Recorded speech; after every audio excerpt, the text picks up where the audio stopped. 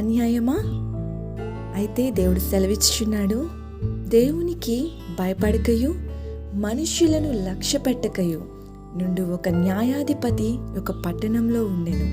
ఆ పట్టణంలో ఒక విధవరాలును ఉండెను. ఆమె అతని యొద్దకు తరచుగా వచ్చి, నా ప్రతివాదికి నాకును న్యాయము తీర్చమని అడుగుచూ వచ్చెను. కానీ అతడు కొంతకాలము ఒప్పకపోయెను.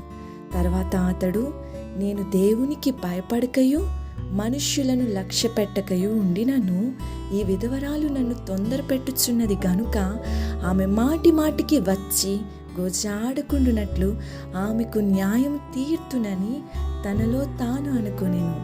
మరియు ప్రభువు ఇట్లనెను, అన్యాయస్తుడైన ఆ న్యాయాధిపతి చెప్పిన మాట వినుడి. దేవుడు తాను ఏర్పరచుకునిన వారు దివారాత్రులు తన్ను గూర్చి మొర్రపెట్టుకొనుచుండగా వారికి న్యాయము తీర్చడా? నీ దేవుడు నీకు న్యాయం తీర్చడా?